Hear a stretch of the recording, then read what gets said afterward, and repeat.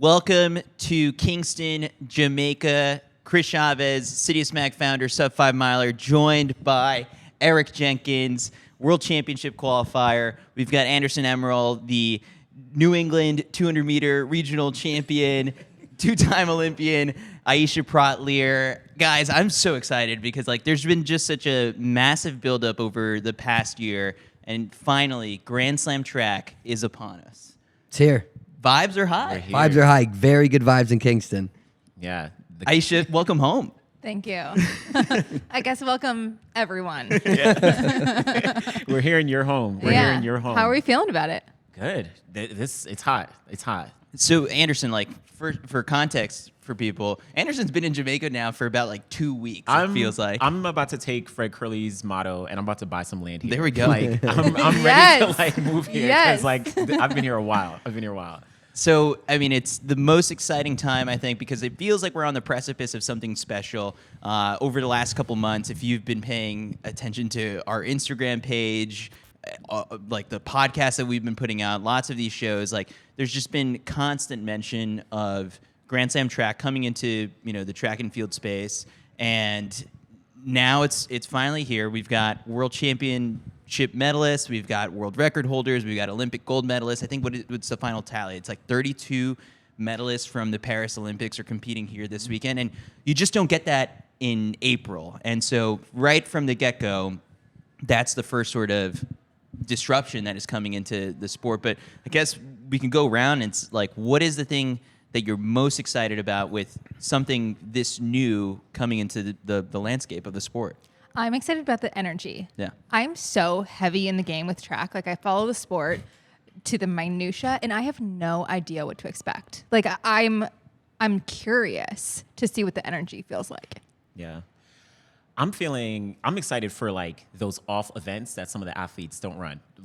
100-meter hurdles, the women don't run the 100 meters that much, right? In the 1500, you got all those, guys who don't run the 800 that much. That's what I'm excited to see, how those kind of matchups are going to play out.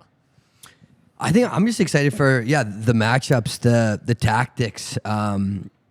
Rarely do you never see this type the level of these fields not at a world championship final this early in the season, and they're racing twice in one weekend. It's going to be. It's hard to know what to expect. So your guess is as good as anybody's. I think obviously I'm excited for the athletes to receive this massive payday. $100,000 awaits the winner of the weekend, and that right from the get-go is just record setting in and of itself. But even sort of the thinking that people have had over the last couple of weeks and just realizing it's even if you come in here and finish last, you're still walking away with $12,000, and so that's more than winning a Diamond League. Yeah. So I mean, this has been a long time coming, I feel like, and it's finally good to see the athletes rewarded in that way. So I guess before we dive into the matchups and athletes that we really want to see and that we're most excited about, I think we need a quick refresher for the people who are coming into this for the first time as to just how the league works, what's the structure of things, because to be honest, I do feel like there is still confusion among some diehard track and field fans, but some of that will subside after this past weekend. I think you'll need to be able to witness it at least once, and you'll be able to comprehend things. So first off, how it works is that the athletes are divided into 6 different race groups, both men and women. So you got the short sprints, that group contests the 100 and the 200. The short hurdles, that's the 100 hurdles. Short distance is the 800, 1500. Long sprints, 200, 400. Long hurdles, 400-meter hurdles, and the 400 flat. And then the long distance group is 3K and 5K. And then from there, each group has 4 racers and 4 challengers. So in the short sprints, just across the board. Now, there have been some scratches, and so there are some instances where, a racer can't make it to this meet, and so they'll get replaced by a challenger, or there are the instances of a couple unicorns, is like I like to call them. I'm really trying to make the phrase unicorn a thing, where you've got athletes trying to with make some fetch happen. exactly. It's that just like the versatility to be able to jump from event group to event group, where someone like Gabby Thomas this weekend, she signed on as a short distance short sprints racer and is contesting the long sprints. But even Anderson, you had a conversation with Sydney McLaughlin-Levrone, who said that she might do it all. She literally said she might do short sprints, long hurdles, short hurdles. Like, she might do it all. So, yeah, she's looking forward. Could be very, very fascinating. And so then on top of that, how all of this works is that it's, we've had this focus on times for the last couple of years. World records are falling left and right, but what the structure of this league emphasizes is placing. And I think that just as a, byproduct of these matchups and just the level of athletes that are attracted to this meet, you might still see some fast performances, but every athlete is going to receive points for their finishing position, and it descends from 12, 8, 6, 5, 4, 3, 2, 1 based on your place. That's a little different from the NCAA format, where I think the winner at NCAAs is just 10 points. Here, 12. Now that's important because it really stresses you might have to win one of the two races to come out as the winner of the whole entire weekend. So the example here on screen, Chris, if you're watching, the 100 and the 200. Back in the day I did. So you're so screwed, bud. I finished fourth in the 100 and first in the 200, and so then because of those places, so fourth place is 5 points, first place 12 points. I finished the weekend with 17 points, and then when you look at just how everyone else fares, and you decide what the prize money is. So how it works, the prize money structure is first place $100,000, second $50K, third $30K, fourth $25K, fifth $20,000, sixth $15K, seventh $12,500, eighth place $10,000. And then if you're a challenger, you come in with a $2,000 appearance fee. If you are a racer, you're contracted to the league and you show up to all 4 slams. So all in all, that is just sort of the skinny of how the league works. I'm sure there's going to be things that we'll come across, tiebreakers, all that kind of stuff. But let's dive into some of the races that we're super excited about. I do just want to say, it is crazy the fact that you can finish last place, and you're still getting paid an insane amount of money. Yeah. That's crazy to me. I think it's for some athletes, it's a great opportunity wherever you might find yourself, in your career, you could be an up and comer and in your first year and you're already making that kind of money, or you could be an athlete in the later stage of your career who still had all this success, and it's you may not be getting that money from other meets anymore, and so why not come out here and challenge yourself to finish, even if it's in the backpack, you might still make the most money that you make all season at one of these meets. I mean, the money talks. If you pay the athletes a lot, and like we just said, you finish in 8th place and you're still getting $10,000, you're going to get the best athletes in the world, and that's what they've done. And the buzz permeates. It's not just the athletes that are here that are excited. It's the athletes that are home. They're going to watch the first Grand Slam. They're waiting for the call-up. Maybe you're not on the list of racers. Maybe you're not on the list of challengers right now. But as we've seen, things happen. Injuries happen. You could get a call-up from There have been a lot of scratches. There have been a lot of those things. So you got to stay ready because you never know when you're going to get the call-up. So one of the instances of this is Emily Infeld. Gets the call at 5:30 p.m. on Thursday. I think it was Thursday. And then gets on a flight Wednesday, gets on a flight the next morning at 6 a.m., makes it to Jamaica, and is here doing the shakeout run, ready to compete. That's crazy. After racing the 10K this past weekend. Yeah. I mean, why not? That money talks. Listen, Right. Come on. That's a $10,000 phone call there. Be right there. Yeah. Yeah. You pick it up. You're not ignoring that call. Oh, yeah. Oh, shoot. I screened the commissioner. I'll let him go to voicemail. Yeah, no. Oh, yeah. Dude. Also, for it to be April Fool's Day. Oh, my gosh. It's no. Come on. Oh, my gosh. All right. So to kind of let's dive into some of the groups that we'll see, at least on day one. So we'll be doing nightly shows recapping the action that we see each day. So I think it kind of makes sense to touch on the events that we're definitely going to see on day one. So if we're kind of going in order, the meet starts off with the women's long sprints, which is arguably one of the most loaded fields of this entire meet because, this one features a matchup including the 400-meter Olympic champion in Marlady Paulino and the 200-meter Olympic champion in Gabby Thomas. Now, the interesting part is that right now, neither one of them really has done anything super splashy because I would say that belongs to Salwa Eid Nasser, who was the world champion back in 2019 and opened up with a 48.94 for 400 Crazy. and then came back and ran a 200-meter personal best of, what was it, It was 22.4. Yeah. So it was crazy. It was wild. The 400-meter time was the fastest time ever run by a woman in March. And last year, I think only 5 women ran as fast as she did. So, Anderson, I guess we'll start off with you.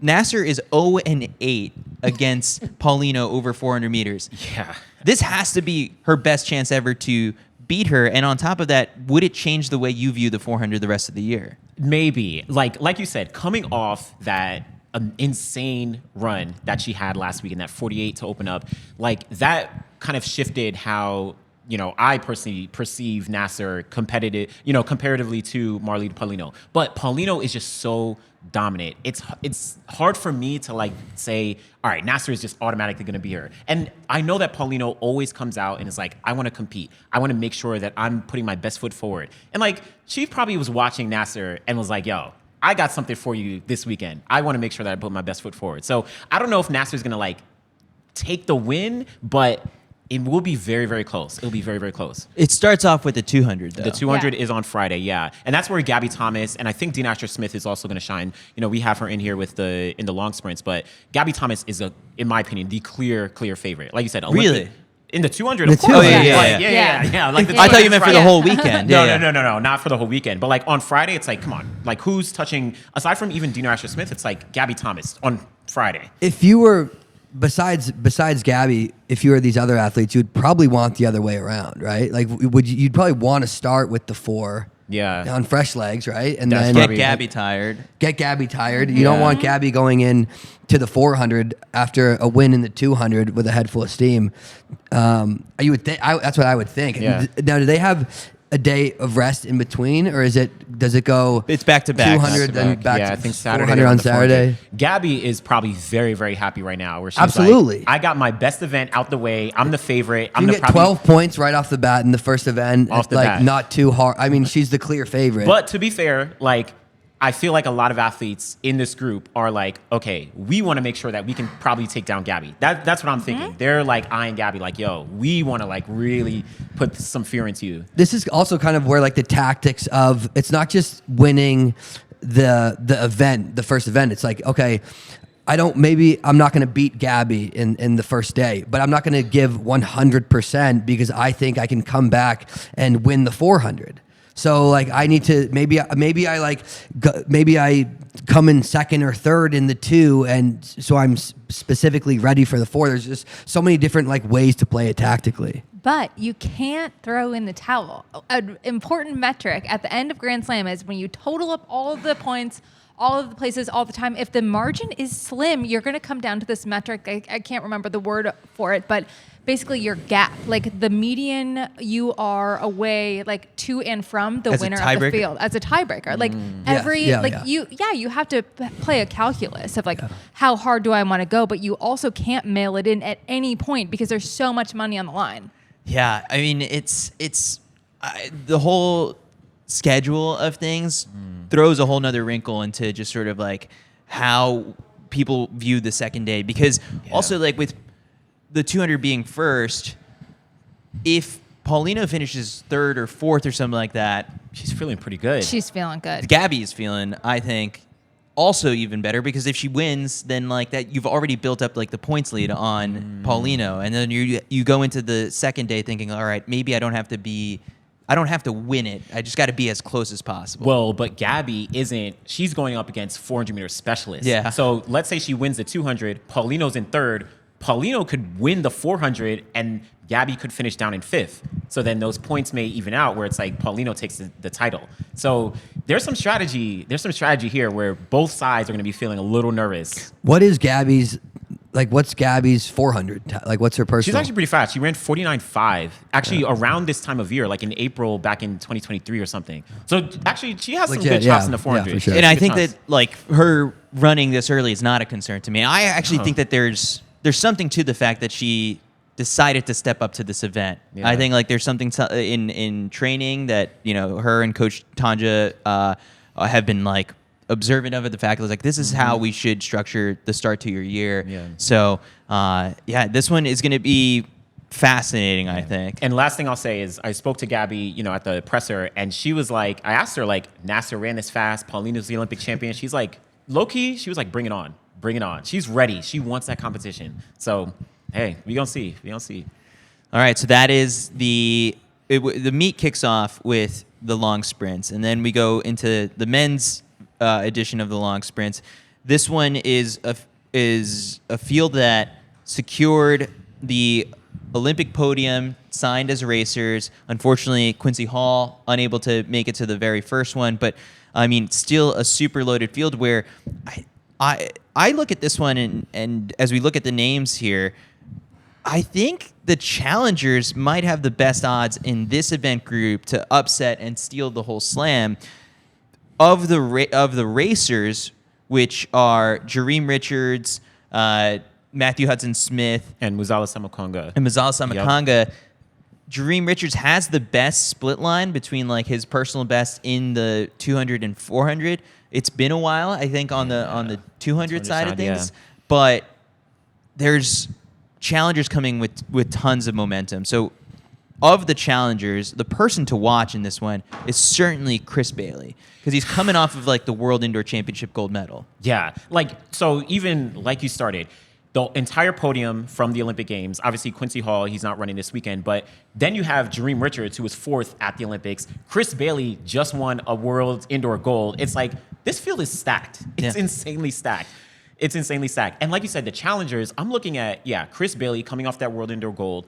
Vernon Norwood just set a crazy personal best in the 200. Well, it's fastest since 2021. It's fast since 2021. So it's like, I agree. A lot of these challengers might be the ones to kind of, you know, pull some upsets in a sense against these racers. You know that the racers, if they're watching this, which many of them do, may not be happy to hear any of that. Vernon also was super vocal about like his participation in this league that like almost cost his friendship with Kyle Merber, our live studio audience, if the camera ever pans over to him. The only person in attendance here, because he always wants to stay No, we actually close. have a full house. Yeah. But Vernon comes in with a chip on his shoulder.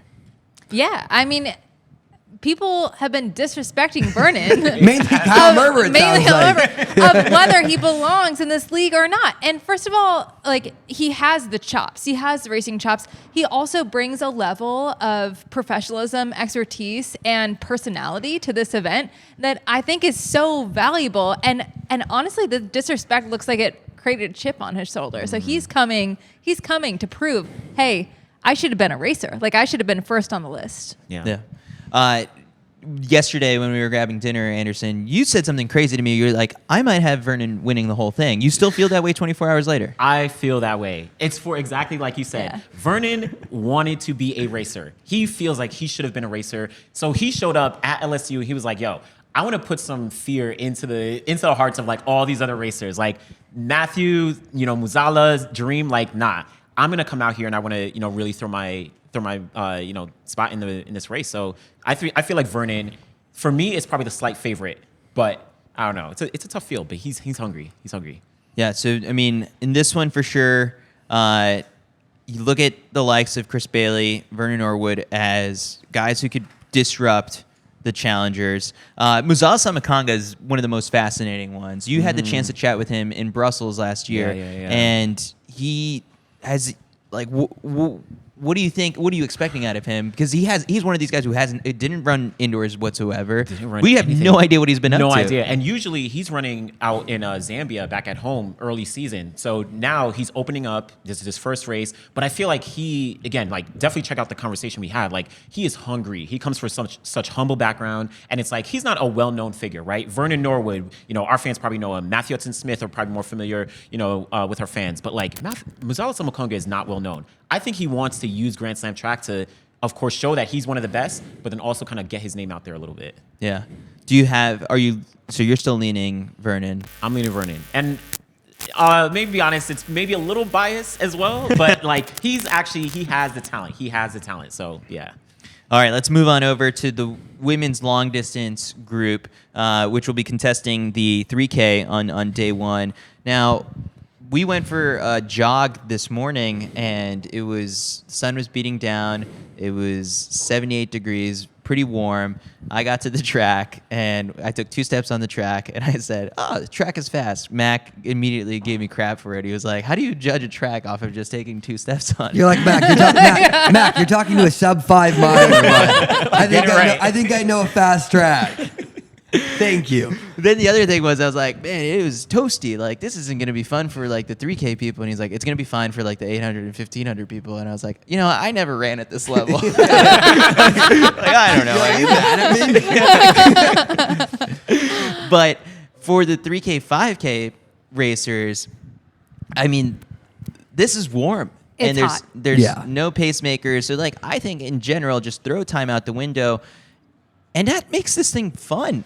Yeah, it really does. The distance races, like, especially when you're going 2 races back to back, the times are completely out the window, and it'll be very interesting to see how these athletes run tactically. Yeah. Like, what if they let it go very slow? Like, I wouldn't be surprised with some pretty slow from the gun in these distance races with no pacing, right? Like, these athletes don't get in a lot of races where there's no pacing. But there is Nozomi Tanaka. That's what I was going to say.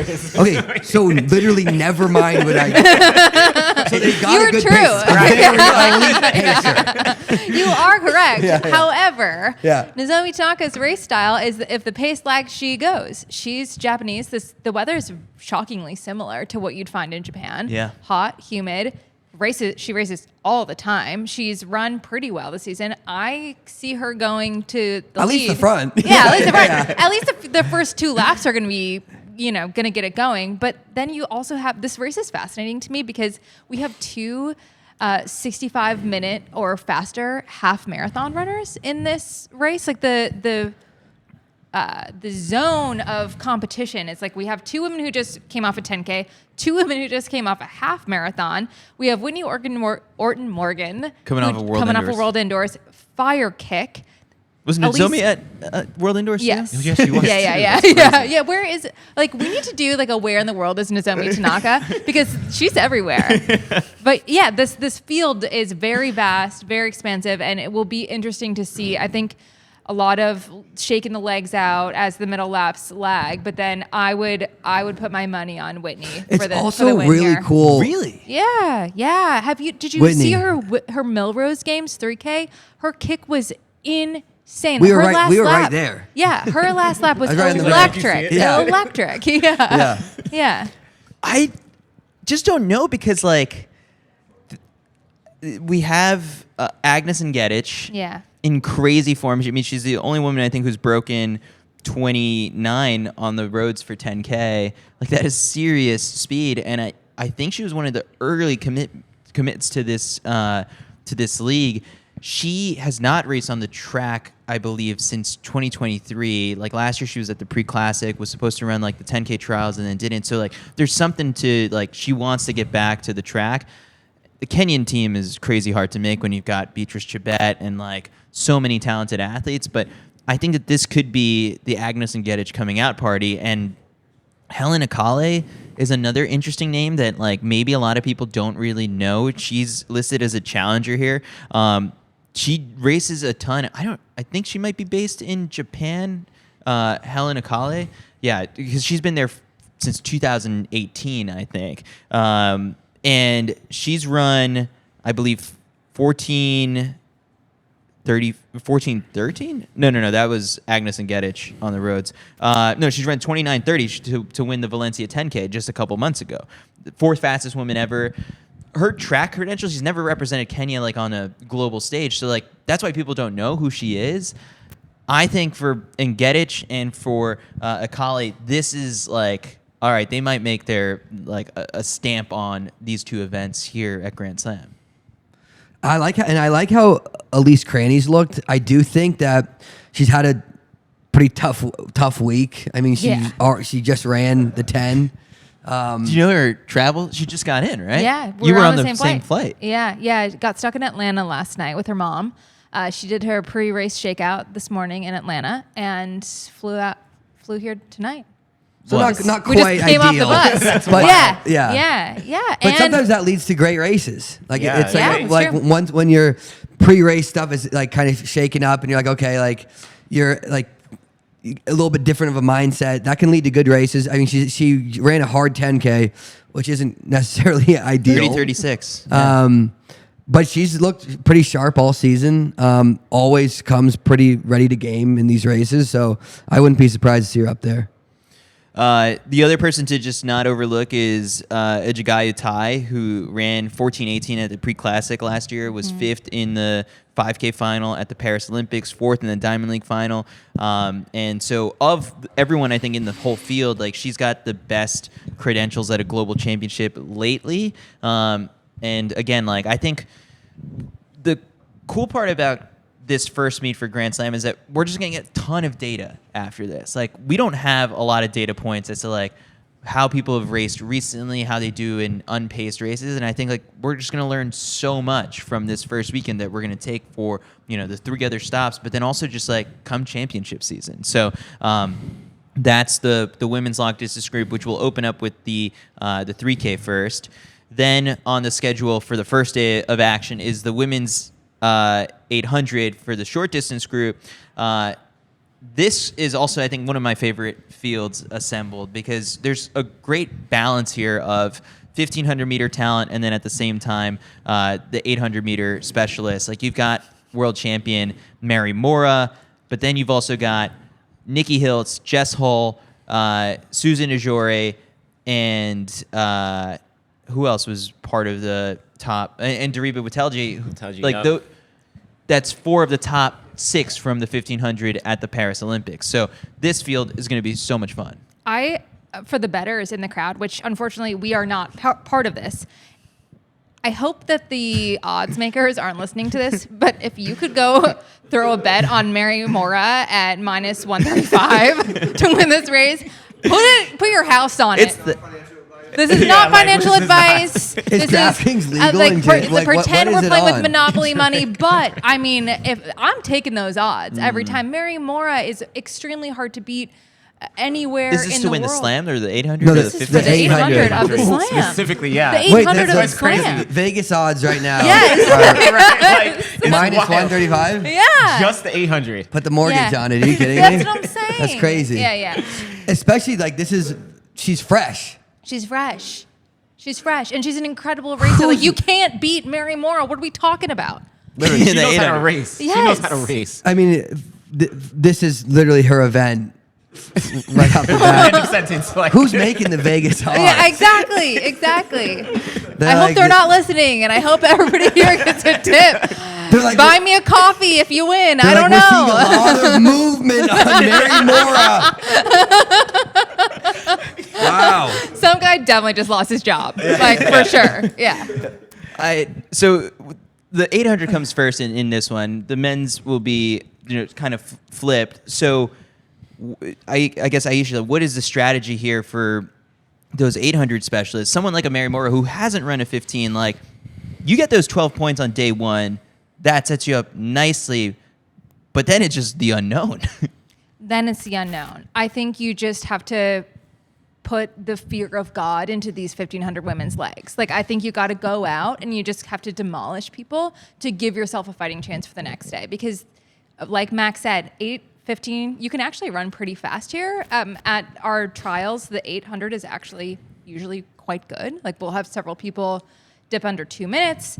this is good-ish weather for an 800. So you got to rip it. If I'm Mary, if I'm Natoya Gould, I'm ripping it. What are you most comfortable with? Like, because there's no pacemakers, right? And if the 1500 on day 2 starts off a little slow, what is the point in the race where if you're a Mary Moraa or even like Sage Hurta-Klecker, Heather McLean, who like have great 800 meter speed, at what point in the race do you start thinking like, okay, I've got a shot at this? Like, I might not be one of the Paris 1500 meter finalists, but like I might surprise some people because it's slow enough that my kick is going to get me high up there. Oh, yeah. If I'm an 800 meter woman in this field in the 1500, I'm just sitting and I'm waiting for it to go as slow as humanly possible. And I'm going to wait to the last 150. If I'm a strength-based 1500 woman, I'm taking it from 600 to go. And I'm going to just make them hurt for as long as I can and test their will and test their stamina.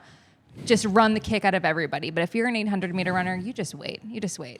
Lick his chops. Eric, of the 1500 specialists, who do you think fares the best across both events? Oh, it's tough. Like Jess Hull is very much like a strength-based 1500 meter runner. I would say she's like a better 15.5K athlete as opposed to 8:15. So her like obviously she's a sub 2. She's sub 2, I believe. Yeah, 159. 159. So Like she's very fast, but I think she does benefit from the hard, from the gun type. She's 350, right? For a reason. Like that's not coming from a sit and kick type 1500. So you just eliminated Jess Hall. I think I'm not going to eliminate her. From Yeah, I'm like, Jesus Christ, don't put... And don't put words in my mouth, man. Okay, so you hate Jess Hull, you're saying. An athlete like Nikki, they're very good in both the 8 and the 15. A lot of leg speed, great top end gear. Nikki might be your pick. Might be my pick over both these. Heather McLean has run very well. Susan's run 157. That's the thing that I think people overlook. Yeah. Yeah. Are you concerned by Susan's indoor season and not being like as Susan Ujori? Like, are you concerned by like the indoor season not being totally perfect? No. I think the fact that Susan ran an indoor season is a good sign. Not everybody has been racing themselves into shape. And I think sort of hedging and working through those challenges indoor will set Susan up for success in Grand Slam. All right. Do we have... So the only pick is Mary Moraa. lock of the century. What does Mary run in the 15? Never run one before. I don't like that. Longest race was She's the 1K. like, yeah, I'll give it a shot. 10K bare minimum. She signed up for all 4. Of course she did, yeah. She's like, I could use a lot of money. Sure. A lot of money sounds good to me. I mean, she'll win the 800 every single time. Yeah, so that's 12 points. Yeah, she'll guarantee 12 points, so she can't finish in last. Unless somebody the comes order out isn't to like always. Is it always going? It's not always going to be It's gonna 8. change, So it'll switch up. I think maybe she'll be hurting later in the year, but maybe she'll get better at the 15. It'll be very interesting to see how when you're as fast as she is in the 8, like that takes some serious strength too. Like she'll be fine in the 15. Is she going to be able to win the 15 after the 800? Like I probably wouldn't pick that, but is she going to be able to do well enough in the 15 after being the favorite to win the 8 to win it all? Like, yeah, she actually could maybe do that. So that's what makes it very exciting. Like, is she my pick with never running a 15? I can't do that. I can't do that. No. What does Vegas say? Vegas is like, we don't know what the hell is going on. Why are they betting Mary Moraa? They're like, I didn't know anyone was going to be putting money on this. Alarms are just like going off in that sports book. The numbers were shot in the dark. Quick, I do think this league format is very well suited for someone like Heather McLean. And very fast in the 8. Yeah. 158. Very fast. Yeah. 158.77. Yeah. Like that is honestly, at the end of day one, it wouldn't shock me if Heather's the top American. And then going into the 1500, like it honestly makes her goal and like her approach to that 1500 easier because like that's another specialty event for her. Well, so if you do I think she well, could take a lot of confidence from the sure. 8. If you do well in that first event, it just sets you up so well for the second one. It's like, okay, get off to a good start, and you don't need to have the race here because if you don't run well in that first event, you're going to need a huge race in that second race, and that's really not how you want the weekend to go. Yeah. Full disclosure, I'm also coached by Mark Coogan, so I just needed to kind of get that out there because people would be upset that I didn't share that. So must disclose. Yeah, you don't get to sub 5 just by yourself. I'll tell you that. All right, moving on. We've got the men's 400 hurdles as part of the long hurdles group. This is kind of when, not to dwell on this too much because like when people have been bringing up like, well, this athlete didn't sign with the league and this athlete didn't sign in the league, I do think it's kind of disrespectful to the athletes who are like, I do want to be part of this. They've showed up and like now that they're here. So like, but really quick, I mean, like we don't have the likes of Rye Benjamin or Carson Warholm in this league. Rye, who like, frankly, I think has the potential across both of these events to have, essentially maybe pass on 400K, right, by not signing on as a racer. Granted, like he's got his reasons, probably, he's been injury prone in the past, maybe doesn't fit into his schedule and all that. But regardless of that, Alison Dos Santos, first South American athlete to sign with the league. He's part of it, and I'm super excited. He's also had success across both the 400 and 400 hurdles, of course, because with 2 Olympic bronze medals. But he's been at the top of this event for 4 years now, and I think that what we're going to see in this with all these other names that are listed, where it's like Caleb Dean, Roshan Clark, Clement Ducos, like these are the next guys up who could break up the big 3. Yeah, and to the point of, okay, let's say the top 2 guys, quote unquote, are missing. I feel like that makes this race extremely more entertaining, so much more competitive, because even though Alison Dos Santos, he's been the 3rd best hurdler behind those guys the past couple of years, or sometimes best, whatever, they switch across. But look at last season. You had Roshan Clark, you had Malik James King, you had even Caleb Dean coming off the NCAA win. Like, everyone is actually pretty close. I think Roshan Clark, who he showed some good form in the 400 a couple weeks ago. What did he run? He ran like 44, I think it was 44.8 or something like that, and it was like insanely fast as a season's opener. He actually won the Zurich Diamond League last year ahead of, Alison Dos Santos and essentially most of these guys. So I think this field is a lot more competitive than we might think on the surface because Dos Santos has been, that name winning all the medals. So Roshan Clark, Jamaican athlete.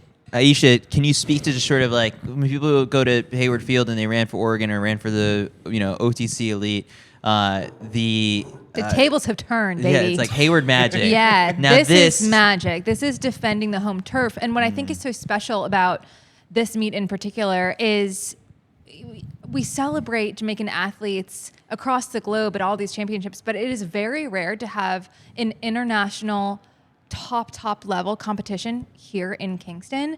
And there's so much history that is encompassed at the stadium that the Jamaican athletes are just going to be buoyed by their home fans, the pride of the nation of, look, a lot of other countries have so many other prestigious leagues. Track athletes in Jamaica are celebrities. They are national heroes, and there's so much pride riding on their shoulders that they want to defend their turf. Even athletes that have Jamaican heritage want to defend their turf. This is a very, very special thing that we'll witness.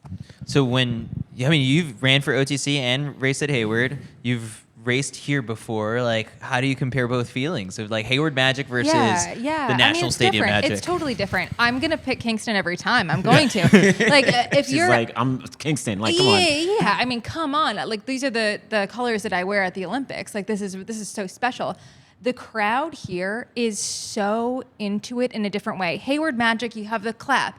You're running, you got the slow clap on the backstretch. It's like, those are good vibes. Those are good vibes. You come in here, people they are losing their voice for weeks. Like, they are just all about it. And again, just a completely knowledgeable A lot track and different than field just the base. slow clap. Yeah, it's a lot different. It is vibes. The like horns going the horns are crazy. going Yeah. crazy. Like you were here for champs. Like Yeah. it is a totally different energy that I would take it every time. Sorry, Hayward. I love you too.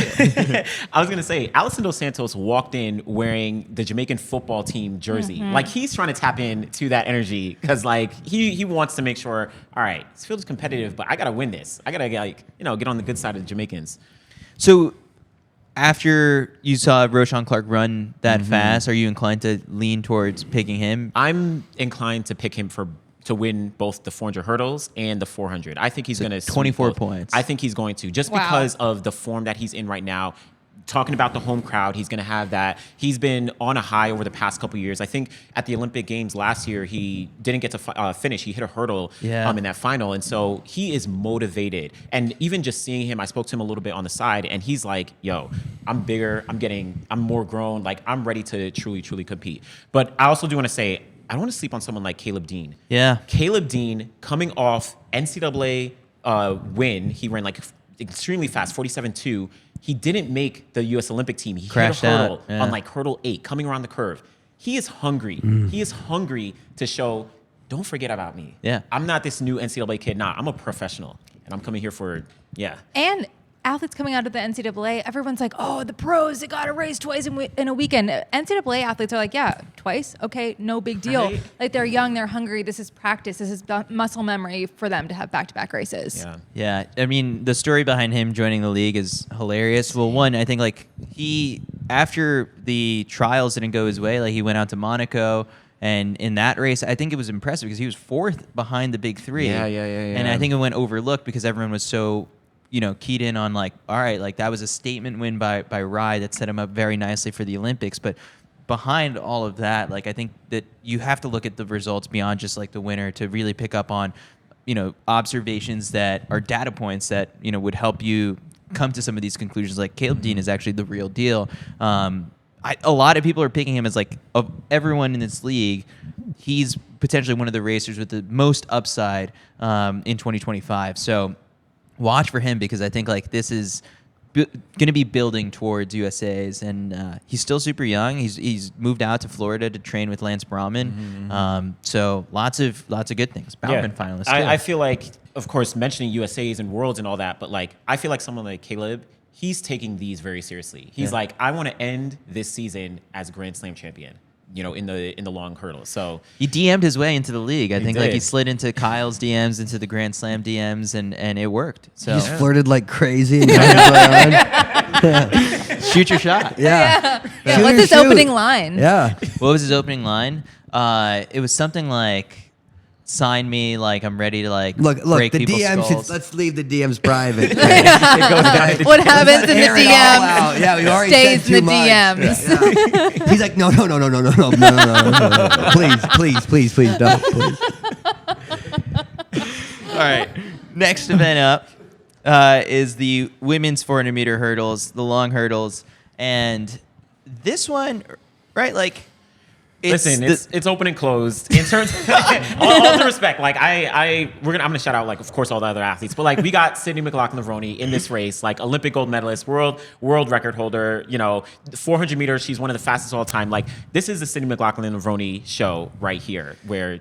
I mean, it's gonna be it's very, very hard. I think the way I wrote it in my preview was like the way that someone wins the women's long hurdles title at a Grand Slam event is if Sydney decides to do another event group.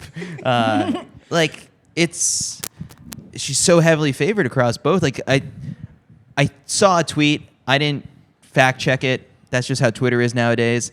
That Sydney has a 400-meter hurdles personal best that is faster than some of the women's open 400 personal best. So it's like that level of dominance. Wait, I might have got that reversed. No, you're right. No, you're Her right. 400 meter Yeah. best of 50 point. Her 400 meter hurdle best of 50.3 is faster than some of these athletes. Their 400 Crazy. meter best. Flash. Yes. Yeah. Yeah. Which But- is insane. But again, like anything can happen, right? The intriguing storyline that I kind of pinpointed with Sydney is that she's never hurdled this early in the season, and under Bobby the last couple years, she's opened up over hurdles later, and maybe one year I think she didn't even hurdle to 2023. Yeah, she so didn't hurdle. Yeah, this is new, right? this is very new. I Very went new. back to like her college days and to like what were some of her openers in the past, and like all of these things point to like if she's in the form that she's been in the past. Like so, let's take 2018 when she was in college, for example.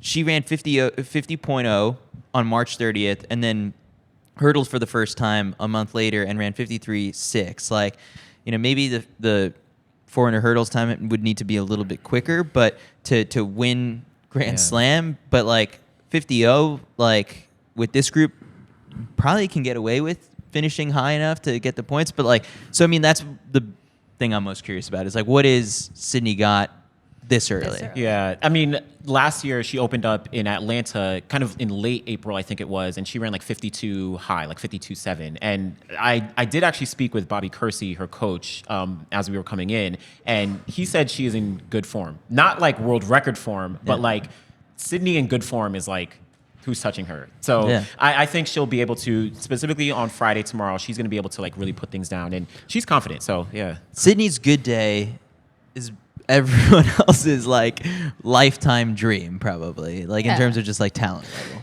Yeah, I mean, she's just a lot. She's just on a different level than the field. Yeah. It's awesome that she's just out here. We were just talking about like Rye and Carson. They're not doing these meets. It's great. It's like Sydney's. She doesn't race a lot. She's the first to sign on to first the to league, sign. and I think like it's to, she hears the critics, right? Yeah. Like Yeah. it says like, yo, you don't race him. Anderson, tell the story today about what happened with one of the reporters. So, like when we were talking to her, somebody asked like, you don't race a lot, like why, it's great that we're getting to see you, and then she was like, her "Listen." response is amazing. It was crazy. She was like, actually, I do race a lot, and she did say like, I actually put out a video earlier saying that like Anderson did. It's like she watched Anderson's YouTube video about her racing and like clapped back at this reporter who was like, it was actually, he kinda made funny. a video like about how I actually do race. Yeah, she races pretty frequently. It's just that people don't see her racing in the event that she, everyone wants to see her in the 400 hurdles as frequently, and she doesn't go to Europe and all that. But we have her in Grand Slam track now, so we're seeing her in the 4 hurdles and the 400. We're guaranteed to see her 8 times, right? Before USAs. Before USAs and Worlds, right? Again, she may switch events, throughout the slams, but we're getting the chance to see her. Like you said, she was the first person to sign up for Grand Slam track. That speaks volumes about, this event here. And then I guess like beyond that, when she does choose to bounce around to the other event groups, like, I mean, like I like that in some of them, like she may not be as favored. It's gonna be very competitive, very competitive. I will say with some of the other athletes, like look out for someone like Rochelle Clayton. Yes. Speaking of the Yes. Jamaican hometown crowd, she was the World Championship bronze medalist in 2023 and 2019, and she also is pretty good in the 400 as well. So I'm looking at someone like her, and I think Jamaicans have Anjanette Knight, Cheyenne Solomon, so they have a very, very good squad here in Kingston. Yeah, and then the other challenger who is just like deserves all her flowers is Dalilah Muhammad, who was at the press conference today and announced that this is it. This is the final season, which I thought was really cool because like, in baseball you see that where it's like a player announces this is my final year, and then they do like the retirement tour, and then every team gives them a gift, and it's like maybe I think like Dalilah just opened a bunch of doors like for herself, where it's like now she's gonna get invited to all these meets, and they're like, all right, we're gonna have you for like one final time, like 2-time, world record holder, world champion, Olympic champion. Like, I listed out like all of the medals that she had when we put up like the Instagram post, and it's like I think it's still like beyond like all of the success, super underrated. It's insane. Like before Sydney came along, Dalilah Muhammad was the GOAT. Like insanely talented, insanely successful with all the accolades that she had. And we even saw it. Like Sydney gave Dalilah her props, where it's like, yo, Dalilah opened the door for the dominance that we see in the 400 hurdles right now. So yeah, it's so dope to see her competing here and just being like, hey, let's do it. I mean, that time period when they were going back and forth, Yeah. record for record, like that, you're Yeah. not going to get a lot of moments like that in track and field. Like it was very, very special. It was so dope. So yeah. All right, so that is the women's long hurdles group. Then we shift gears over to the men's 5K and the men's long distance group. So we go back to talking a bit about the heat. We had a chance to like catch up with Grant Fisher, who like just in the hotel lobby, like he came over and like chatted with us for like 15 minutes, like no mics or anything like that. But we did talk about just sort of like, hey, what do you think about the weather? And he pointed something out that I didn't feel at 8 a.m. He was like, actually, did you feel the wind? And I was like, no. He's like, it's gonna make a difference. He's like, the wind will actually cool things off. Like, he's like, I'm not all that concerned. Like, if anything, the slowest this race will probably go is like 13:30, but with a massive wind up. So, Eric, having been someone who's been at this level, thinking back to 2016 like Olympic trials and like how hot like those races are, championship style, what do you expect, when you see a field like this assembled and conditions similarly? I mean, it is very hard racing in the heat for the distance events. The thing is though, like guys like Grant Fisher, he's raced a lot in the heat and always done very well. I don't see the conditions being a problem for a guy like that. And the Ethiopians and Kenyans, Gebruet and Kwemoy, that's obviously not going to be a problem for them either. Like all the heavy favorites are going to show up and race well. It's going to be interesting to see the tactics. I can't imagine anybody's going to want to take this from the gun, make it an honest race, especially with a 3K coming up 2 days later or a day later. Definitely will be a burnout. The last couple laps, how far they want to take it, that's what we'll see. Yeah, Aisha, like when we sat down and chatted with Grant on camera, I did say to him, I was like, do you feel like you've got a target on your back, given the fact that like you just came off of this indoor season where you broke world records in these events indoors? Like a lot of people would just peg you as the favorite, and he was like, you got to remember, like the Olympic silver medalist, the guy who beat me, is in this race, and so is like Gebruet, who ran the fastest 5K last year. So he's like, I don't know if I'm the favorite. I love that. I love that humble mentality because time really isn't everything. Like racing is racing. And in these situations where we don't have pace lights, we don't have perfect pacing, we don't have perfect weather, anything can happen. And I think having that humble curiosity is something that will benefit Grant in the rest of his career and makes him a really, really easy guy to root for. And I think it's going to improve his race tactics too. If he knows about himself that I'm not a far and away clear winner, things that we see sometimes from Jakob Ingebrigtsen that don't always end up the way he wants them to, I think that mentality is going to play into his hand. So with all of that said, like, I guess, how much do you think his experience with the U.S. championship and like the trials and like the rounds that he has to run prepares him for something like this? Actually, like it definitely like the NCAA system prepares you very well for slow unpaced races. I remember when Centro won his gold medal in Rio with in a slow race, and Willis was third. They were talking, that's an NCAA system right there. Mm-hmm. Yeah, like that's totally. Like guys like these African guys are not in these bunched up races that are this slow. Well, now they are. They're coming to the NCAA now. That's a separate can of worms. And now the NCAA is too fast, man. But like the NCAA and the American system does prepare you for very well for these races that aren't planned out, aren't paced. You don't know who's going to be doing what. It does set you up very well. Grant is very experienced at these races, and there's also just such a difference though from racing against the American guys and then racing against a lot of the international. Those races a lot more physical, a lot different. So it's tough but everybody who's in this race, it's only 8 guys. An elite 5K usually has like 3 times more athletes than that. 8 guys out there, they're gonna have. The track's empty.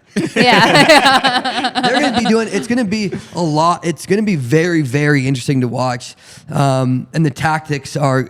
it's hard to say like who's going to be doing what. How impressed were you last week as we look at some of the challengers in this one with Tilahan Bekele, like last week missing the start? I don't even get how that happened. I do not get how no one said, hey, you've got Bekele, one of the best runners in the world. He's about literally 100 meters that way. Just wait a second. No one said that. And what's even crazier, he just was so ecstatic after the race. He was like, what a great race. He's like, yeah, start was rough, but I was really excited to come away with a fast time. I was like, that's crazy to have that. No. I mean, do you think he's it embarrassed? Doesn't make any sense. No, I don't think he's embarrassed at all. He ran like one of the best 10Ks in history. And he caught back up like pretty quick. He was like leading it. He had a 60-second first lap. Not how you want to start it. If that was me, that'd be like, I would run. Really messed up. I have got to nail this. I'm coming through the line looking for the guy who had the gun. Right? I'm breaking the tape and I'm finding that guy. I think, look, you don't want to have that type of race 5 days before this. So, this is gonna sound like it's made up, but like, we were sitting. This is the same room that like the technical meeting was taking place in, and I gotta swap mics really quick. Apparently, so this is the same room that the technical meeting was taking place in, and we were sitting just 10 feet away, hammering away at making content, and I look up and this guy is like looking for the room. The meeting had already started, and I was like, this guy's always late, it seems like. it was Bekele, and I was like, oh, the technical meeting's right there. He's like, I should maybe come to this. So I kid you not, he was late to the technical meeting and walked in 10 minutes after it started. He was late and everyone was out. They went to another room. He's like, great, again? So with a fair shake, if he could make it to the start line at the same time everyone else does, you gotta love his odds. So we'll see. Oh, we'll see. God. He's just got to get to the starting line. That'd be at a the same fun prop time. bet. Like, does he go off with the gun? No. Vegas says no. Quemoy.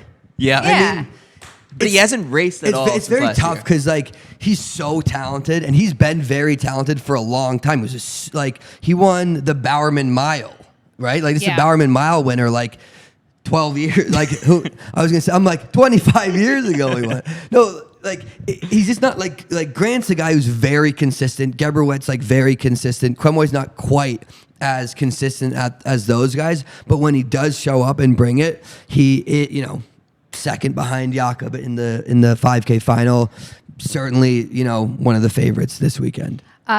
Just my little hot takes. I think Ndika when I thought I was going to nail that. Ndika when help me. I think his first name's Thierry, right? I think so. Thierry. No, she's not on first Thierry. name basis with him. Yeah. We haven't met yet. I feel like it feels uncomfortable to like call him by his first name.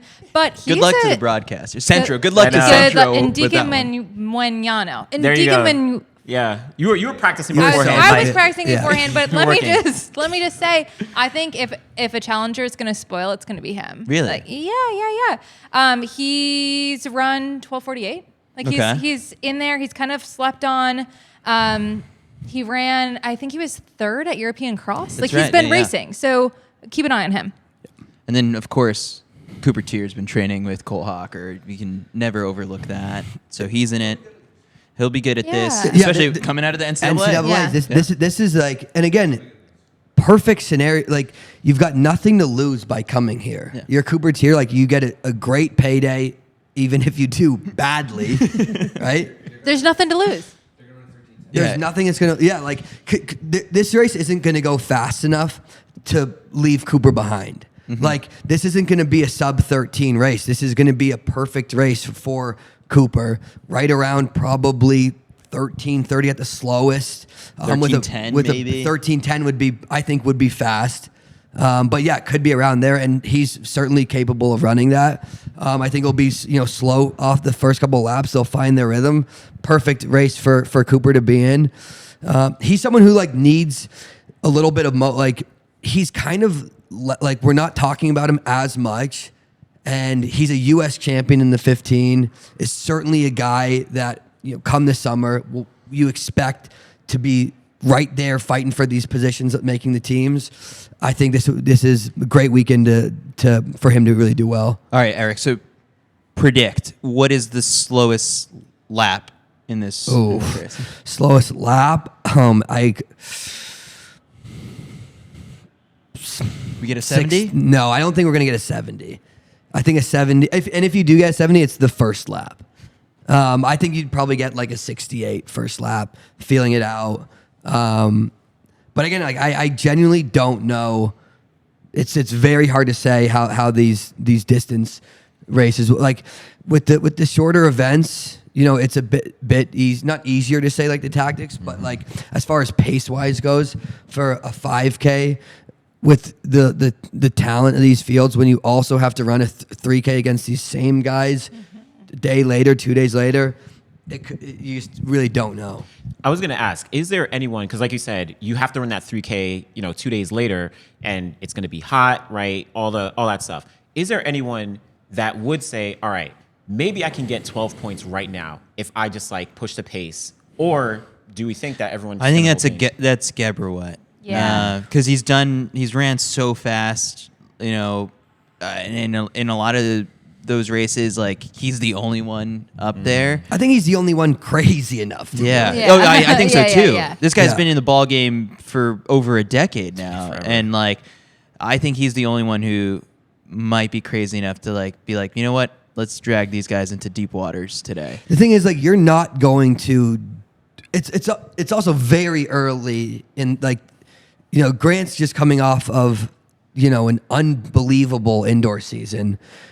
You got to assume he's not necessarily in that type of shape right now. But so it's hard to say where these guys are stacking up this early in the year, as far as the training goes. But Gebrawet is a guy that will make he'll run a 52 8 laps out, and then all of a sudden Crazy everyone's stuff. okay, well. We're not going to go with that, but we'll get Grant Fisher's I think I can reel him in. You think the last mile's under 4? Yeah, I think the last mile will be under 4. It was a fun these question. These guys run the level that these guys are at. They just click. Grant can click off 60 when Grant's on. He just runs 60s in his sleep. It's when you watch that indoor race he just ran, you can't even comprehend what he's doing because everybody who's genuinely great at what they do, they make it look so easy. And he's out there just clicking off 30.200 meters nonstop. His form never breaks down. He's like a robot out there. So these guys running sub 4 for their last mile, it's just very, very easy. All right. No love for your flight mate, Chuck? Chuck PT? Chuck PT, I was. So fun context here is that... What does Vegas have him at? Well, so I said to Mac, I was like, when does Eric get in? And he's like, let me text him. And then I was like, Mac scrolls on his phone. I was like, you haven't texted Eric since March 12th? And I was like, I haven't texted him since March 12th. And it was just sort of we... put up the Instagram graphics about Grand Slam track is coming to Kingston, coming to Miami, and we just had these little jokes we'll see Eric and Aisha and Chris there. You guys didn't even invite me. And then I was like, I guess we never really checked if Eric is actually coming. It's a Home Alone moment. Where's Kevin? And Eric's just and then he just showed in up, Maine. Yeah, which is great.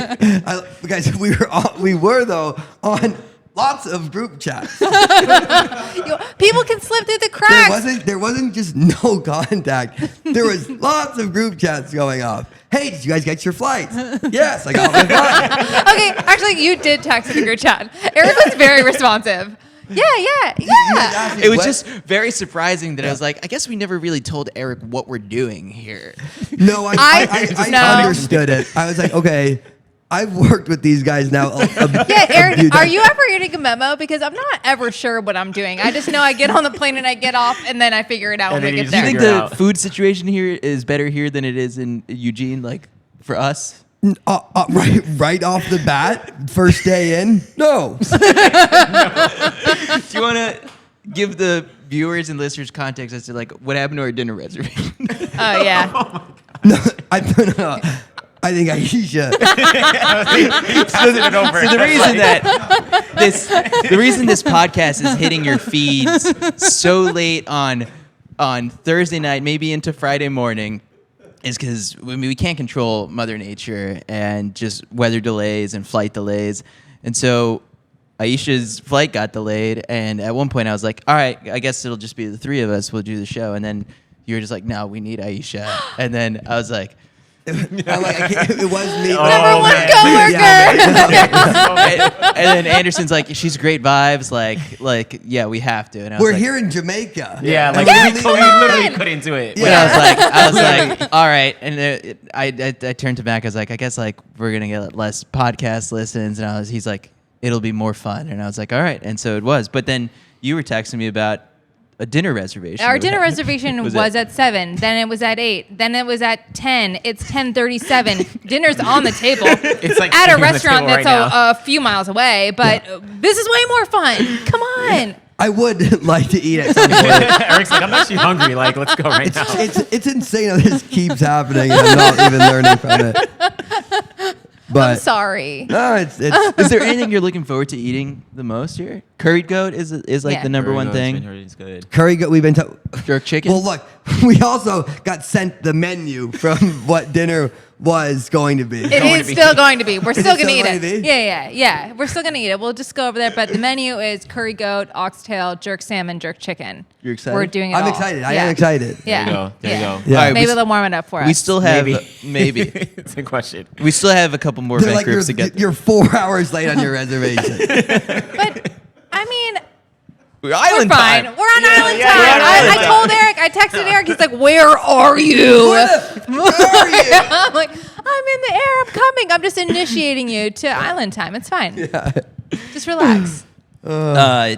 Men's short sprints. After all that, Yeah. we got one more. We got we one have, more. we, have, we, have, we have Crescendo. two more groups. Oh, we two have more men's groups. short sprints and then men's short distance. All right, so men's short sprints. This one is guys with so many accolades. You've got world championship and Olympic medalists here. Kenny Bednarek at the top of this list. Fred Kerley, Zarnell Hughes, Oblique Seville. And then we've got challengers like Akeem Blake, Joseph Ambulay, Terrence Jones, Courtney Lindsay. Yeah. Yeah. So for this one, like we do have like a very good USA versus Jamaica battle, which is going to be electric for the home crowd with Kenny and Fred versus Oblique and Akeem Blake. Zarnell Hughes can play the party spoiler. He literally he yeah. trains here, He lives trains here. Yeah. So he'll have like the crowd on his side. But when we talk about like who's very likely to come away with the win from this thing, like Kenny Bednarek is the best suited for this thing, especially after the last couple of years. He really is the best for this whole short sprints group, right? He is the 200 meter, double Olympic silver medalist. He was in that crazy Olympic final last year in Paris. He's run extremely fast. He is the best all around short sprinter in this group. But if we're just talking about tomorrow in this 100, this is very, very, very competitive because you have Fred Kerley, double Olympic medalist, silver in 2021 and bronze, last year. And then you have Zarnell Hughes. He got the bronze medal at the World Champs, previously. Oblique Seville has made every single global final over the past couple years. So, and that's just the racers, right? And then the challengers, Akeem Blake, Joe Font, like these guys are Courtney Lindsay is an NCAA champion in the 100 meter dash. So this field is very, very stacked, but I don't know. One thing I'll say is, I think in the press conference, Fred Kerley was asked like why he chose to do Grand Slam track. He's like, the money. Yeah. The money. I think he's very hungry. He's hungry for a win. Fred would be. It would be great to see him kind of. Well, the 100 comes first. So if he can assert himself in the event that he medaled at the Olympics, and fantastic start for his weekend. But then from there, he's just got to be close enough because he's run a 200 here before. Yeah, last that's year. true. Last year, yeah. Against I think a couple of those he guys. lost to Zarnell Hughes. Yeah. I think Zarnell Hughes won the race, yeah. And the thing with Fred is just sort of like figuring out the curve and like he hasn't mastered the 200 just quite yet. Yeah. And I think like the 4 reps that he'll get through Grand Slam track should benefit him come the U.S. Championships. But I think for Fred, it's like get out to a hot start on day 1, and with the 200, just be as close as possible. Yeah, I think that's what it is for Fred. And, he wants to, get out hot in this 100 and then try and, like, hold his own in that 200. But I'm also looking at someone like Oblique Seville, where, like I said, Oblique Seville, we've been talking about the Jamaican fans, we've been talking about the crowd, and he's, like I said, he made every single global final in the 100 the past couple of years, but he hasn't gotten a medal. Yeah. And I think he wants some redemption. He wants to prove I deserve to be in this field. I deserve to be a racer right now. The thing I really like about Oblique Seville right now is that, like, once he signed on to the league, like, I think part of it was like, he had never really run like 200s all that well, and then like as soon as he signed, like he's opened up with a couple 200s, and like they've gone pretty well. He's looking very, very good. So Oblique is one. Akeem Blake, again, also here in Jamaica, he ran a really strong 200 as well. So he may be a challenger who kind of does pull an upset. But if I was to pick right now, I actually think that Oblique Seville might be slight. Oblique Seville, Akeem Blake, those are my kind of two. But Kenny B is also another one. Even though he's like so successful in terms of like his accolades, I don't think he gets as much shine and recognition as he deserves, especially in the 100. He is a very, very talented 100-meter sprinter, and he might do, if he doesn't win, I think he's going to be at least top 3, which will then carry over to the 200, for the entire thing. I lied. There's still a couple more groups to unpack. So let's move on over to the opposite of this, which would be the women's short sprints. And in this group, there's been a couple changes up until yesterday, because like the first name at the top of the list was Brittany Brown. Now it is Jenna Prandini. Then you've got Olympic bronze medalist Melissa Jefferson-Wooden, Daryl Nita, and then a slew of challengers. So only 2 racers in this one. But you get a preview of the next generation of Jamaican sprint talent when you got Alana Reed and Kemba Nelson. Jason Sears, this is her outdoor professional debut. She had an excellent indoor season, chose to pass on World Indoors to focus on this. So, like, even she's motivated by the possibility of coming away with big money here. But even I thought that Brittany Brown, especially considering that at Athlos, she, across both of those events, came away with $85,000. Like this format is fantastic and great for her. Once she got eliminated, or I guess scratched from due to injury or whatever, I guess, I was like, now it's a little bit more wide open. And Melissa Jefferson-Wooden, when we did our show in January, bold prediction was that I think she's going to discover that she's a very good 200-meter runner. That's true. And this will be a chance for her to really get that first stab at it. But overall, I think when we crunch the numbers, we were looking at head-to-heads and all that stuff. The person that I guess doesn't get talked about enough would be Daryl Nita as a potential favorite in this one. Yeah, I think once Brittany Brown kind of stepped away, Daryl Nita steps into that position. Yeah. She made the Olympic final in both the 100 and the 200. I think she was 4th in the 100. So she has some strong chops as like probably the best combination sprinter. But I think in the 100, Melissa Jefferson-Wooden, Olympic bronze medalist, she is very, very, very talented. Jason Sears, obviously she had an amazing indoor season. She also ran 10.77 last year, right? I feel like she's very competitive. But then also Jenna Prandini entering, she's like a wild card right now. I thought that was like, when we put up the graphic and it was like a new challenger has entered the slam, and it was like, I was like, it's like Mortal Kombat. We'll read it in the tone of live audience. Has entered the, what is it? I'm hungry. The villa, right? Oh, a new hottie has entered the villa. Oh. Yeah. It's so exactly bold to do an accent on here. I love it. But yeah, I mean, to the point, like she's someone who last year made both finals at the U.S. Olympic Trials, didn't make the team, but like still, like she's been at this for a while across both events. Switches coaches, leaves Bobby Kersey, and is now working at Altus. Down in Arizona. And the results immediately have paid off. Like she did the 100-200 double on the same day 2 weekends ago, and it went really well. Went really, really well. Ran very fast in the 100, very well in the 200. I don't know. Maybe she had in her mind, like, I know I might get this call. Because, she's very much in the mix here. It'll be tough. Again, the field, I think, like we said, it's very competitive, especially in the 100 right now. Anyone could win, but I like someone like Jason Sears, who's coming out to say, like, people don't know me yet, but I'm going to show you I'm a professional. Yeah, I mean, it'd be crazy for, Jenna Prandini to find out she's running this meet and then finish top 4, top 3, and come away with big money. That's amazing. That's wild. It's a great story. Yeah. All right, now let's get on into the women's short hurdles, which similarly, this is fascinating because a lot of the women in this field believe that they're the fastest 100-meter runner of the bunch. They're all super accomplished in the 100 hurdles. They don't duck each other. Masai Russell at the top, the Olympic champion, but then you got Jasmine Camacho Quinn, who's a medal at the last 3 Olympics. Akira Nugent. The fastest woman incredibly of last fast year. Serena Samba Mayela, who came away with the silver medal last year. So this is another field that is just strong from top to bottom. Masai Russell riding the momentum of an undefeated indoor season. Last year, I think the storyline around her was like, she doesn't win enough, but except for when it's like in clutch moments where it was the trials and then the Olympics. And now she's proven no, I can win regularly. Yeah, and I feel like this is kind of a clutch moment. I feel like Grand Slam track is pretty big. She's been talking about it. She's been, when they announced all the entire podium, Masai, Jasmine, Serena, Masai was on it. She's like, yeah, this is it. So this may be another clutch moment for her.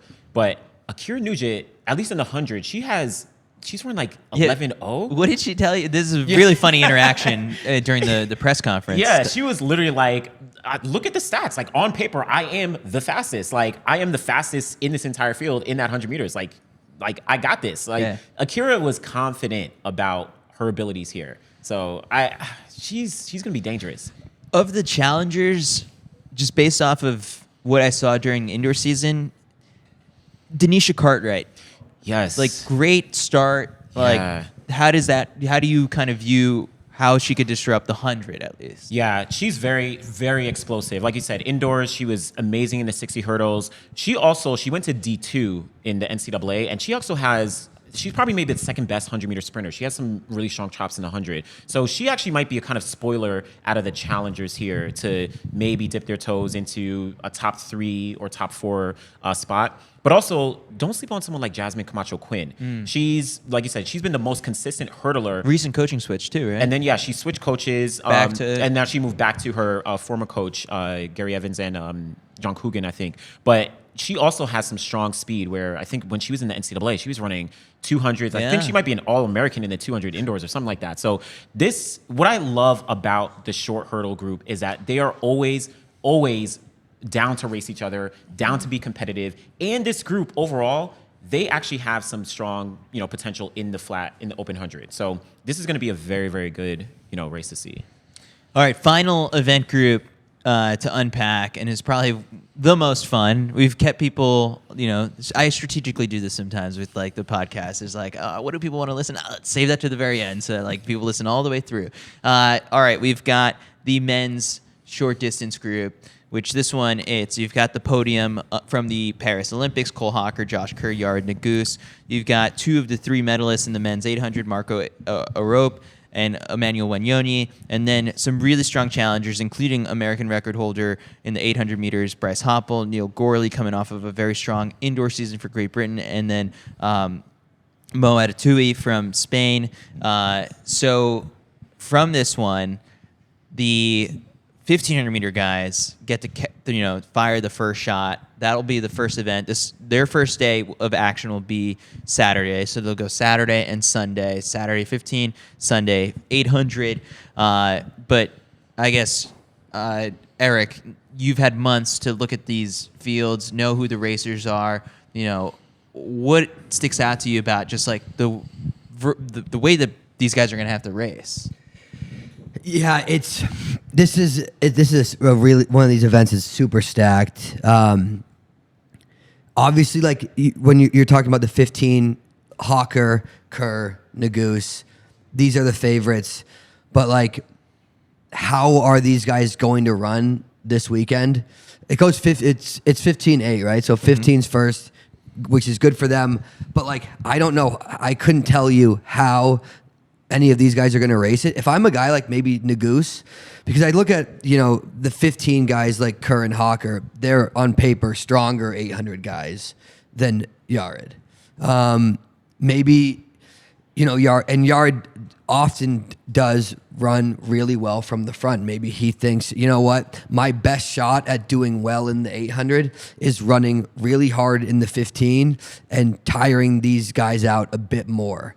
But again, you don't know. I don't necessarily think that any of these guys. It's early in the season. Like, are these guys fit enough to drop them outright? Like, it's kind of hard to imagine that.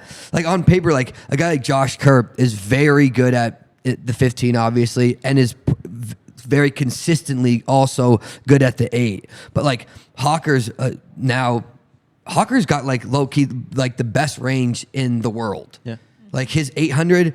Now up to his he's consistently running sub 13 for the 5K. Like Josh is kind of like he's run very well. He beat Grant Fisher in the 2 mile at Milrose. Was it last year? But like has kind of struggled in the 5K. Hocker's range is just insane. Yeah.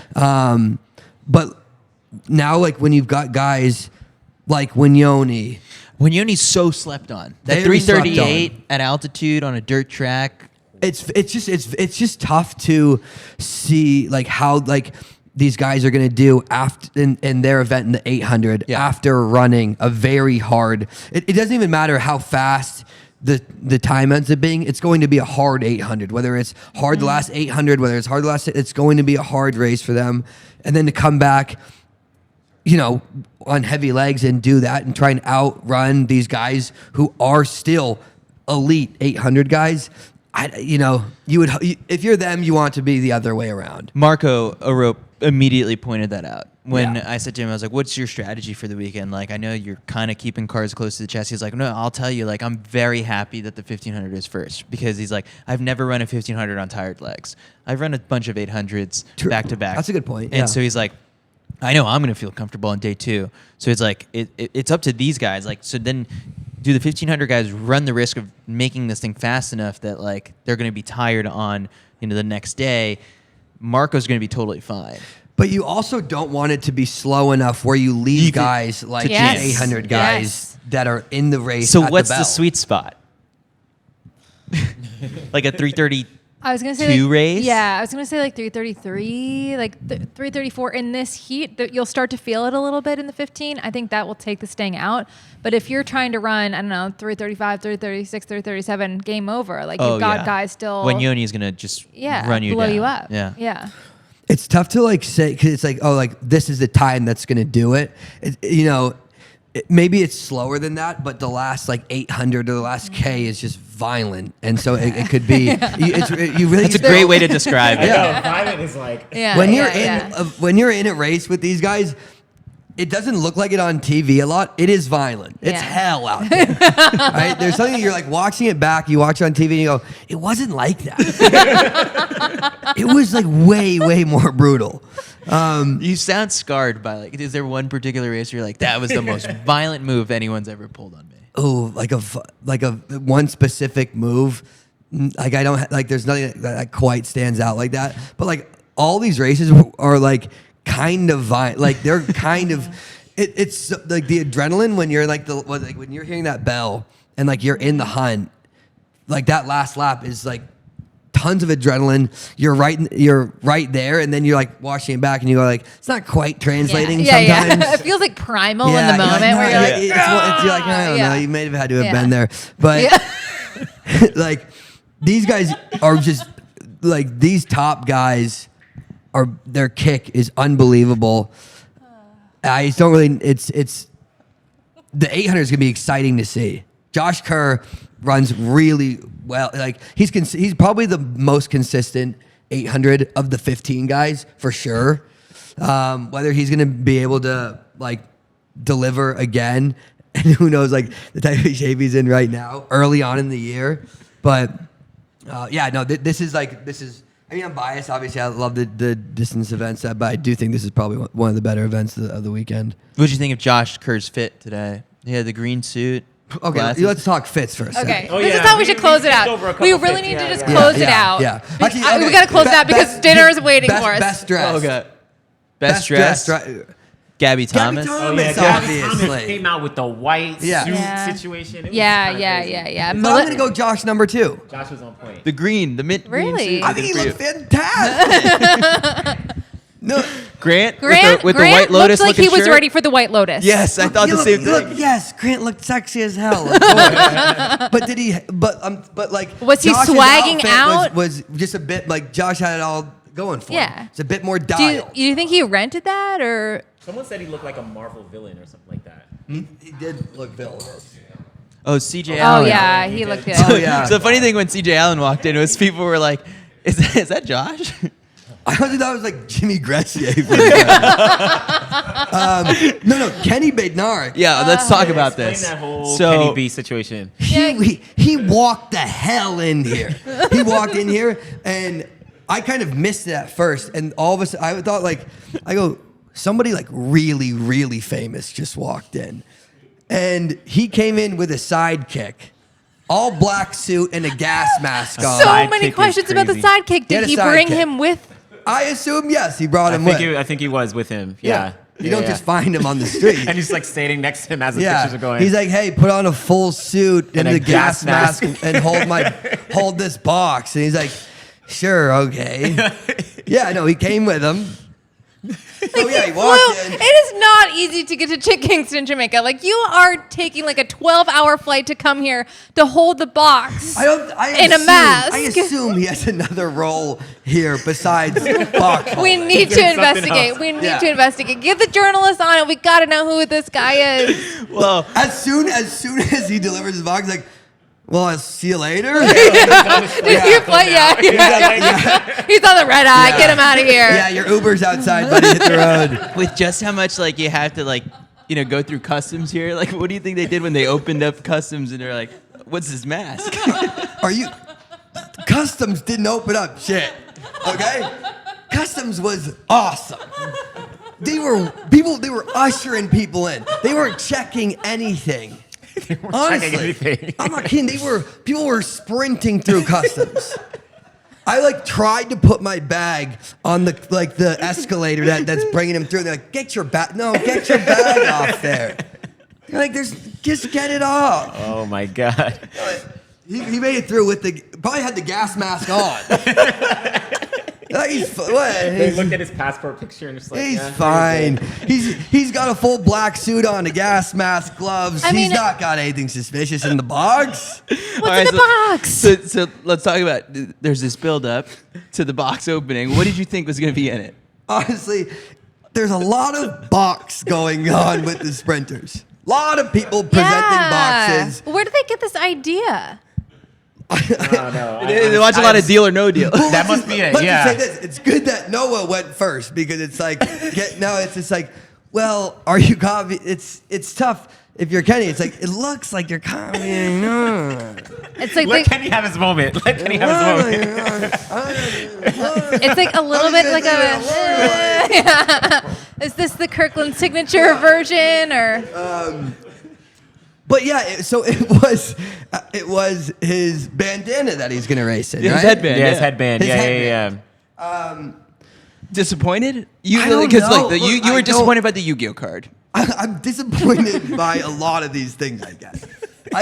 I don't know what it really could be that would make it worth it. I guess I really don't know. That's a great question. Do you know what I mean? Like, what Yeah, what is worth am I it? actually, when they open up the box, they go, that's sick. Yo, that was Yeah, it. That's yeah. actually sick. Like it's actually like the Sorcerer's Stone. The Sorcerer's Stone would be awesome. Yeah. I go, oh my God, he's got a stone of immortality. That's actually really sick. Nice job on that. So that would work. Oh my God. But yeah, it is tough to say what would do it. His entrance was fun. It was fun. Yeah. That was. It was probably like the best entrance. It was for sure the best Yeah, entrance. yeah. Like he got all the cameras. It was a great entrance. So you're saying the entrance was amazing, but the actual payout was kind of anticlimactic? Yeah, I guess that's exactly what I'm saying. But I don't know. This is what I don't know what you can have in the box that would be appropriate and also I don't know. I guess I don't know, and that's something that I'll sit and I'll think about until the next box comes. If I see a third box, I'm out. Yeah. If Fred Kerley shows up in Miami with a box, He better. He better not. I look, like some people, but this is fun because you see like the different personality, like a lot, because you see like, Kenny rolls in with the gas mask guy, and then That's his name. Yeah, and then Cole Hocker like walks in after him, with sunglasses just like and a beard. sunglasses and a beard, Olympic gold medalist, and he was like, just trying. He would have loved to not stop. He would have loved to not take a single photo and just go sit. He's like, you see like different guys. Yeah. Like this is just like, it's a time to like show your personality. Like this is a sport where in the past like you haven't really got to show because if like you don't race all that much, you don't get like interviewed all that much, so there's not tons of moments to show your personality. Like these things, the walkouts was really fun. I really liked it. I feel like we finally like cracked it where it's like we were joking last summer about just like, oh yeah, like the walk-ins happening before they go into the meet. Like then now these athletes are in porta potties in like their full, dripped out outfit, changing into their warm-ups and then going out to the track. Like I think the solve was like do it at the press conference. Like it worked. I mean, the press conference is literally the perfect time to do it. Yeah. Yeah. So all right. So best dressed was Gabby. Best dressed was Gabby. I great outfit. Right? Great outfit. Classy. Yeah. Yeah. Best Great. dressed Gabby. Best entrance Kenny. Honorable mention, Alison Dos Santos. Alison Dos Nelson Santos, Dos Santos with yeah. the he had Yeah. the Jamaican kid on. Okay. Josh Kerr, second best dressed. Yeah. All right. So I think that does it for our CITIUS Mag preview of Grand Slam track. Kingston, we gave you a little bit of everything. We will be doing a post-race show at the conclusion of the broadcast window. We're going to record it, and then I think everyone just pray to the Jamaican Wi-Fi gods that we can upload our show as quick as we can.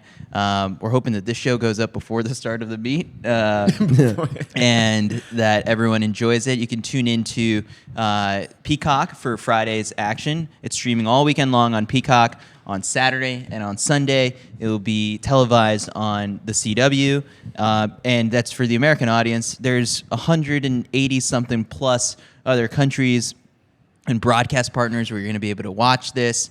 Follow along on social media. We're going to be bringing you guys more interviews, behind the scenes stuff. So, just if you keep refreshing the CITIUS Mag Instagram page, there's going to be a lot coming over the next couple days. We're so stoked because I love track and field. Love track and I love track and field. Say it. Say it. Say it, I please. love track and I field. love track and Say field. it. Yes. Even Yeah. though there's no field here. I was trying to that's do. anyway. I love track. I was trying to remember the French. Oh, J'adore J'adore. la machisme. J'adore la How do you say it machisme. in patois? Is that the Jamaican? We're just gonna say I love track and field. All right, that does it. Good night, everybody, or good morning, I guess, if you're listening to this.